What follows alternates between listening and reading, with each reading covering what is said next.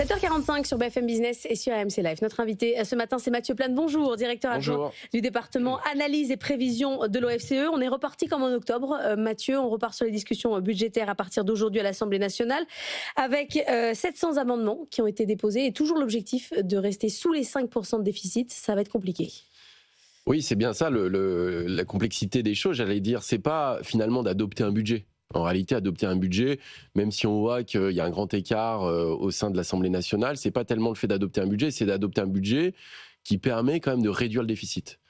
Et le gouvernement a un seuil, globalement, qui est d'avoir ce déficit au maximum à 5% du PIB. Et le compte n'y est pas. En fait, le compte n'y est pas. Tel qu'on est là, on est à 5,5 en fait. Ouais, on est plutôt à 5,5, sachant que cette année, on va être, enfin l'année 2025 devrait être à 5,4. Hein, donc ça veut dire qu'on a un déficit qui ne baisse pas pour 2026. Or, on voit bien qu'on s'est engagé vis-à-vis de nos partenaires européens. Je pense que c'est aussi un signal assez fort vis-à-vis des marchés de réduire le déficit progressivement, pas brutalement, mais revenir progressivement à 3% d'ici 2029. Donc on doit faire un effort sur plusieurs années, un effort assez conséquent, mais lissé sur plusieurs années. Et on n'a pas la possibilité de prendre du retard, sachant que aujourd'hui, la France est quand même le vilain petit canard budgétaire de la zone euro. Donc, au moins, réussir à adopter un budget, un compromis qui permet d'envoyer un signal de réduction du déficit, même modéré. C'est-à-dire passer de 5,4 à 5, c'est un peu ce que veut le gouvernement. Et c'est là la difficulté, c'est qu'on voit que même cet effort budgétaire qui reste relativement modéré, on n'arrive pas à le trouver parce qu'il n'y a pas d'accord politique sur les mesures à prendre. On a dit au début des négociations budgétaires, la crise politique en France va atteindre l'économie, Vous allez voir ce que vous allez voir, la récession, le chômage va monter. Bon, on est à 0,9% de croissance fin 2025. Ça se maintient, notamment grâce aux investissements. Ça ne donne pas envie, je pense, au Parti socialiste de négocier. Non, ça donne pas envie au Parti socialiste de négocier. Je pense qu'aussi, il y a des visions économiques qui sont très différentes au sein des députés de l'Assemblée et des différents groupes parlementaires sur les effets économiques de toutes ces mesures, hein, que ce soit fiscales ou des économies sur les dépenses publiques. Je pense qu'il n'y a pas du tout la même analyse économique qui peut être faite. Et c'est vrai, vous avez raison, c'est qu'au fond, il y a une forme de résilience de l'économie. Malgré le désordre politique qu'on connaît depuis la dissolution, depuis la censure du budget Barnier, effectivement, certains disaient oui, ça va être la récession, c'est la catastrophe. En réalité, l'économie française n'a pas une croissance fabuleuse, hein, mais on devrait être entre 0,8 et 0,9 cette année.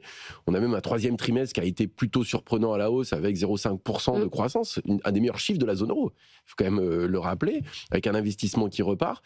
C'est vrai qu'au fond, on a l'impression que l'économie, finalement, arrive à fonctionner malgré cette absence de budget ou cette absence de visibilité. Maintenant, combien de temps ça peut durer ? La question, c'est combien de temps ça peut durer ? C'est-à-dire que moi, je pense que effectivement, cette résilience, elle est plutôt positive sur l'économie française. Mais à un moment donné, si vous n'avez pas un cap, si vous n'avez pas une visibilité, ça risque de poser des problèmes, sachant que on n'a pas résolu le problème budgétaire. C'est-à-dire que le plus dur est quand même devant nous. Hein. Mais on n'a pas résolu et on n'a pas envie de le faire. Donc, est-ce qu'on va avoir des décisions sonnantes et trébuchantes ces prochains mois ? Je ne sais pas. En tout cas, par exemple, il y a Goldman Sachs qui nous dit ce matin qu'eux, ils visent 1,2% de hausse du PIB en 2026. Pourquoi ? Grâce aux émissions obligataires allemandes, à la dépense publique qui va en découler derrière et qui va ruisseler sur nous. Donc finalement, ne faisons rien, puisqu'on a les Allemands qui vont nous permettre d'avoir de la croissance. Oui, c'est une vision assez positive des choses. Disons qu'il y a quand même un problème interne, c'est-à-dire que oui, c'est très bien que l'Allemagne relance son économie, c'est ce qu'attendaient les Français, j'allais dire, depuis presque des décennies. C'est-à-dire que c'est vraiment un point important dans la zone euro, c'est quel est le rôle des Allemands dans le moteur de l'économie européenne.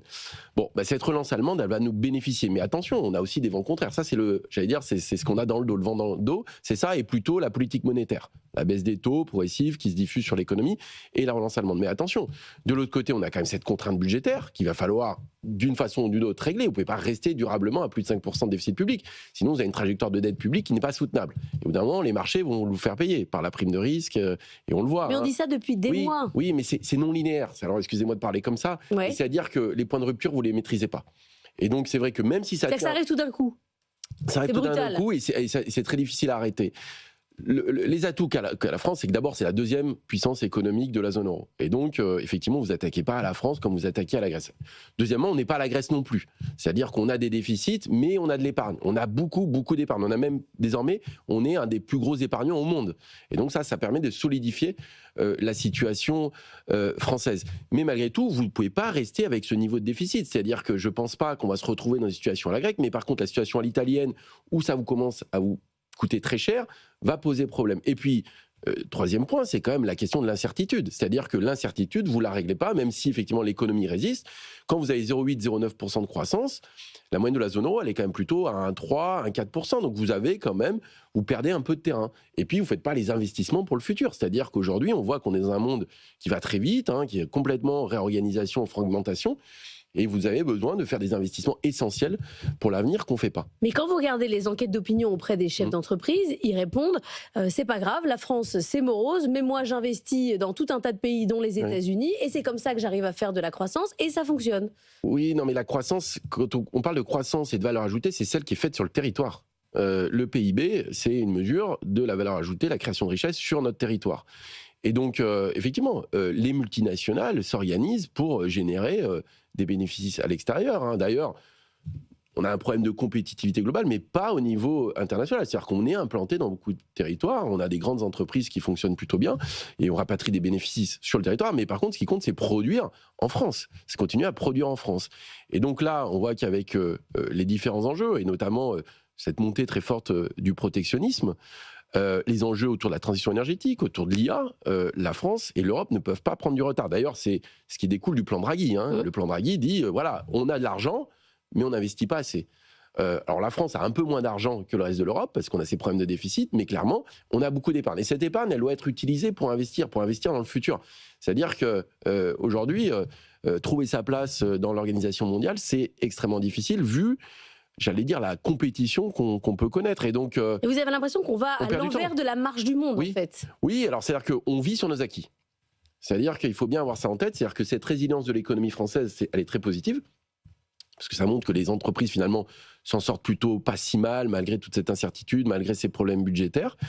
Mais au fond, ça, c'est un peu ce qu'on a construit par le passé, en réalité. Mais c'est quoi le futur de la France ? C'est quoi le futur de la France ? Et là-dessus, le programme budgétaire qu'on a, il est un peu désolant. Parce qu'on est là dans une espèce de tricotage budgétaire, en essayant de faire des plus et des moins pour réduire plus ou moins le déficit, dire 5, il ne faut pas être à 5,1. Au fond, ce n'est pas ça l'avenir de la France. L'avenir de la France, c'est à la fois dire, oui, effectivement, on ne peut pas rester avec 5% ou plus de déficit public, donc il faudra le baisser. Mais aussi, il faut préserver un certain nombre d'investissements. Donc c'est quoi nos investissements ? C'est quoi notre stratégie pour le futur? Et donc moi, ce que j'aurais tendance à dire, c'est qu'aujourd'hui, il n'y a pas de vision de moyen terme et de long terme. Et en fait, ce qu'on a besoin, c'est de construire ça. Mais pour ça, il faut aussi, j'allais dire, une raison politique, un programme politique qui soit porteur et qui permet de construire l'avenir en disant, attention, il va falloir faire des efforts. Mais ces efforts sont nécessaires aussi pour l'investissement du futur. Je vais vous apporter un nouvel argument pour vous dire qu'on va ne rien faire du tout sur les questions budgétaires. C'est notre faible inflation en France.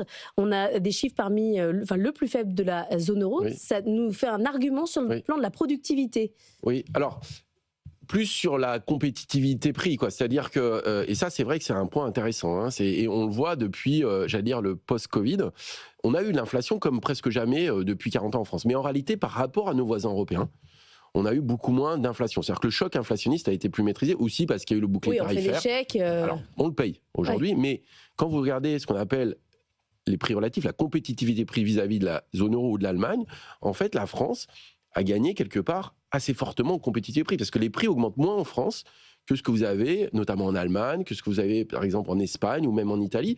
Ce qui veut dire que ça peut être un gain pour le futur, ce qu'on attendait un peu, cette compétitivité, ce qu'on appelle les coûts salariaux unitaires, l'indice de coûts salariaux unitaires, en fait, est plutôt bénéfique à la France, et donc pour être assez favorable pour nos exportations. D'ailleurs, on voit que parmi les moteurs de reprise de la croissance française, c'est la reprise des exportations. Et finalement, notre balance commerciale se porte mieux qu'il y a quelques années. Donc ça, c'est plutôt le point positif. C'était un peu inattendu. Mais c'est vrai que cette faible inflation est plutôt aujourd'hui aussi quelque chose qui peut être intéressant pour le futur, même si ça montre aussi que l'économie française n'est pas très dynamique, au fond, et que les salaires augmentent peu.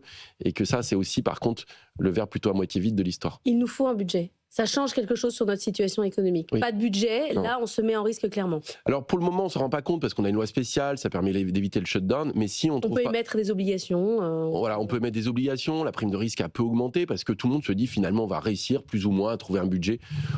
Allez, ce mois-ci, voire le mois prochain, comme on a fait l'année dernière. Mais si vraiment on n'y arrive pas, s'il y a une censure du budget, si on est reparti sur des débats budgétaires pendant plusieurs mois, alors là on commence à avoir des problèmes, on risque d'avoir des problèmes et on ne connaît pas la fin de l'histoire. Reprise des débats budgétaires, c'est aujourd'hui à l'Assemblée nationale. Merci beaucoup Mathieu Plane d'être venu Merci, ce Laure. matin dans la matinale de l'économie.